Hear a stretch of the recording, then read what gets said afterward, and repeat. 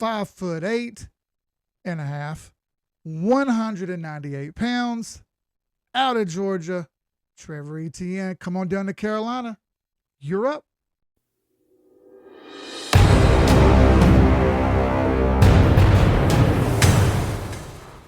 What's up, everybody? Carolina Keith back again. Another Carolina Panthers video for you. I went through the first three picks: Tet McMillan, Nick Scourton, Princely Uman-Malin. I've gotten better at saying it.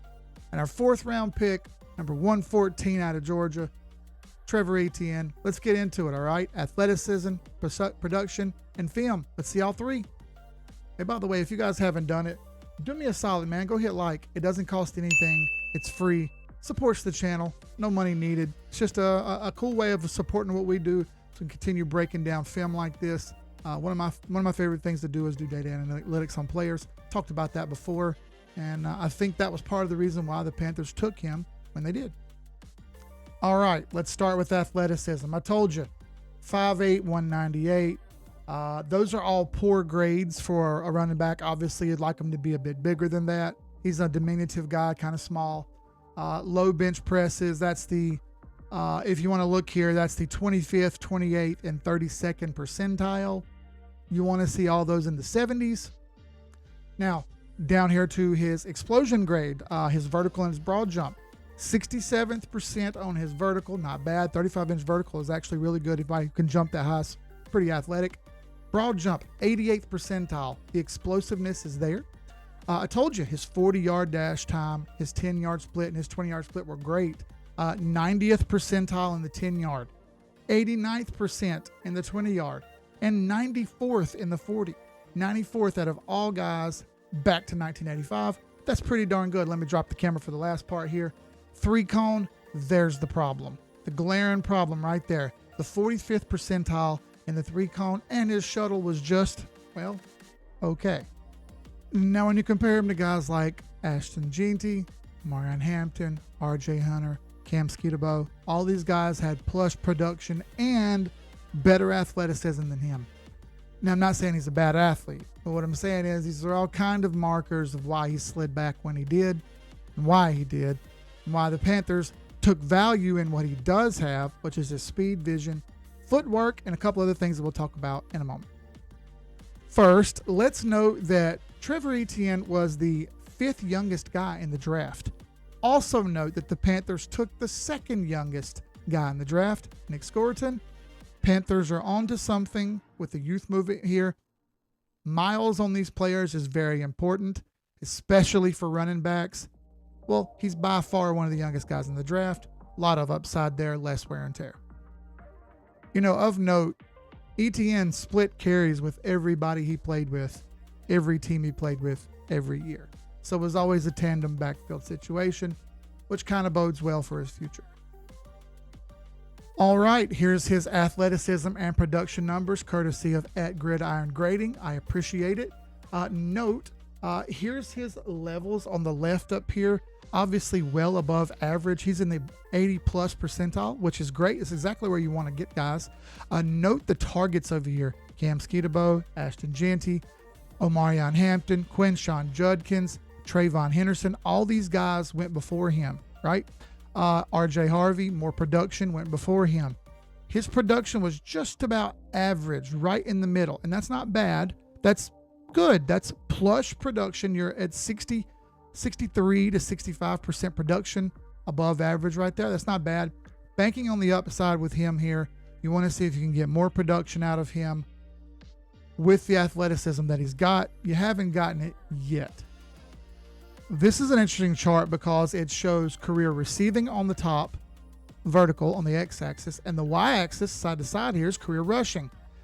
Note that Trevor Etienne is right here in the middle, right there.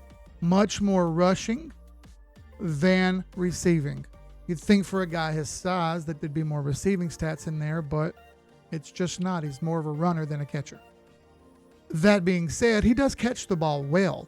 He uses his hands. He typically catches the ball away from his body, more of a catch on the outside and pull in kind of guy, not a plucker like Tet McMillan is. He's more of a catch and then roll in, where you'll see Tet kind of snatch the ball, right? Etienne doesn't do that. He's more of a catch and turn.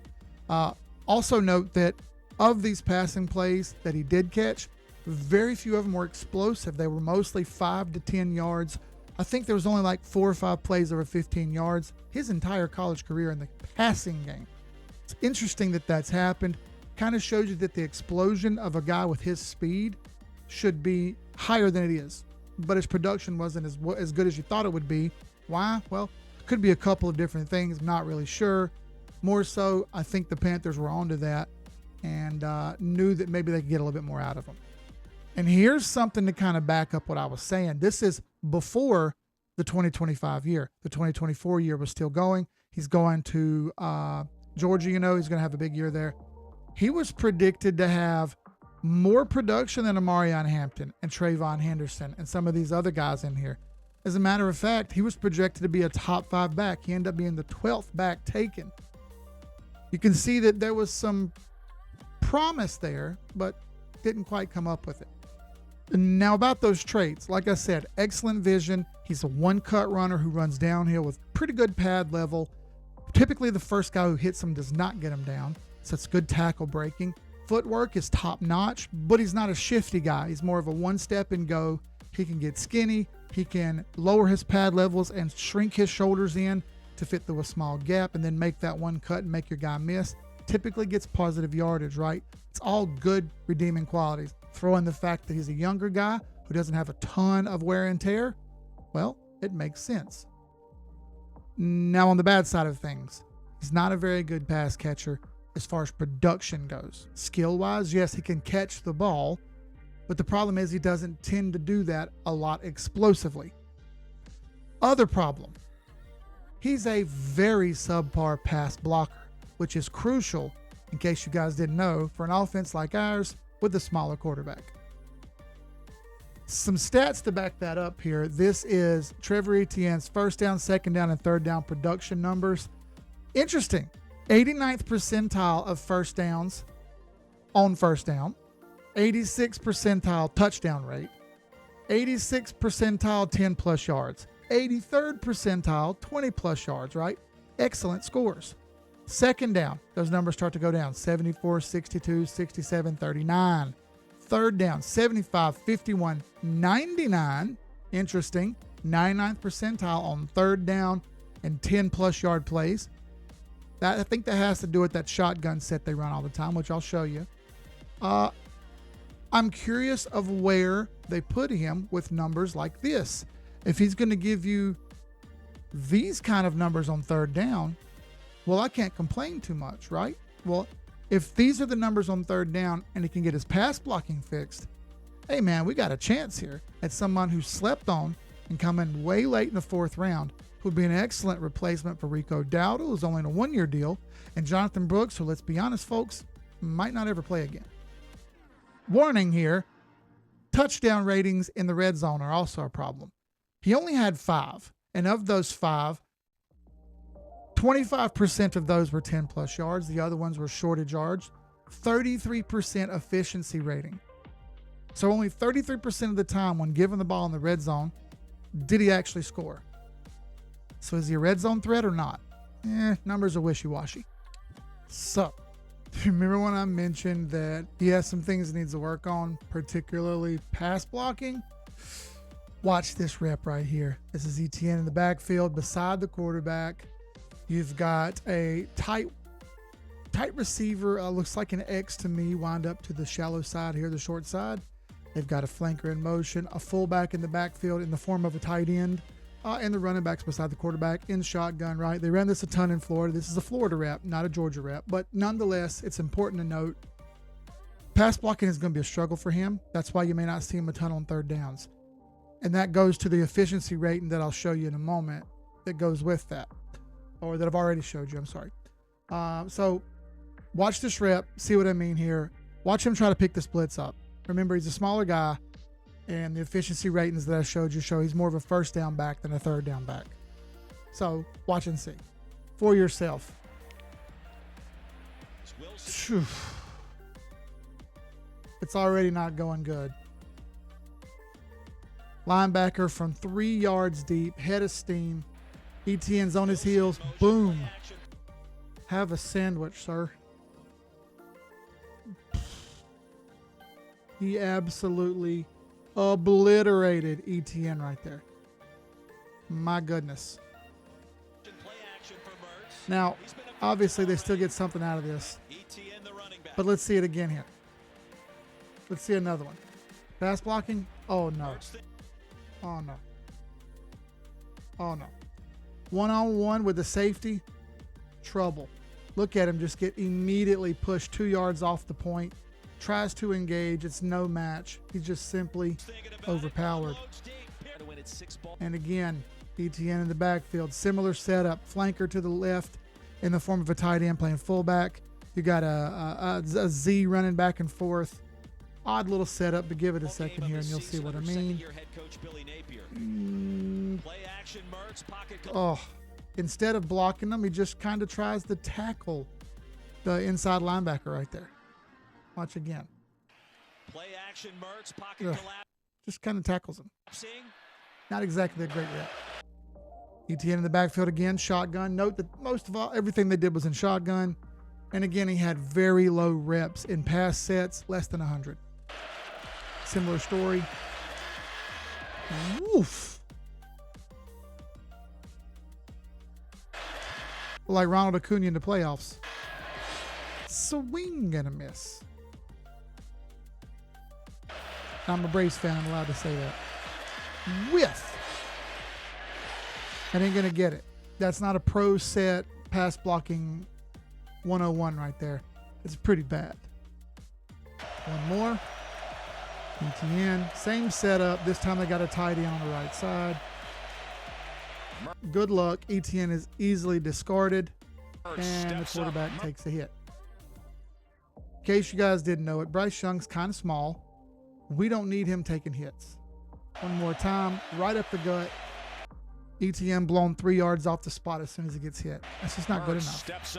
And for a guy his size, you'd think he would be a good third down back. But like I said, it's really a first down back thing for him. Down this year. Woof. This time he drops his head. Looks like Ike Ekwonu right there. I'm not an Ike hater. I'm just saying that's his biggest flaw. He drops his head. Watch him drop his head on his pass set. Looking at his feet. That ain't going to work, my guy. That ain't going to work. Defender says, no thank you. Woof. And another quarterback hit. All right. So it's not like I'm telling you he's this horrible player, because he's not. But this is probably the worst thing he does. All right. Aside from not being super elusive and super shifty, he's more of a one-cut go kind of guy. Get that. That relates to more of a first and second down back, which is what his stats show you. Kind of shows you that the teams he played for played him where he should have been. Kept him out of those pass sets most of the time because it just wasn't his thing. Big improvements are needed there, and this is kind of why he slipped back so far. All right, I showed you the run blocking I don't like. Here's the other kicker, man. This is a 2nd and 5 play. Second down is better for him than third down, but they send him in motion here.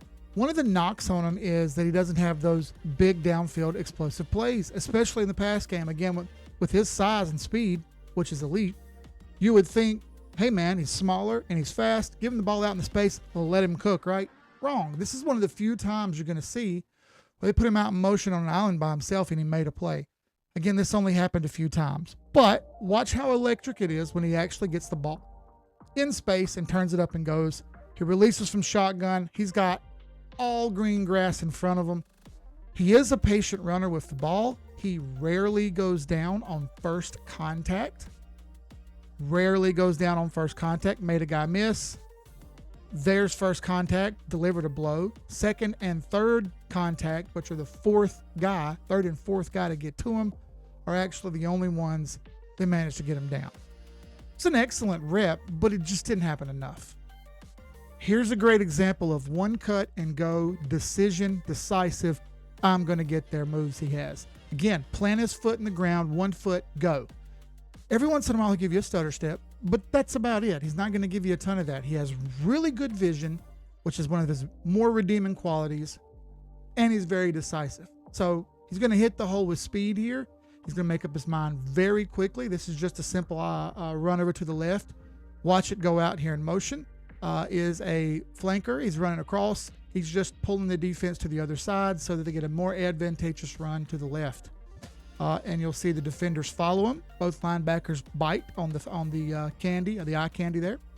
When they shift over, this opens up Etienne to run right over here off guard and hit the 3 gap. Watch him run here. Watch this also this 3 tech get dominated here. There's the snap.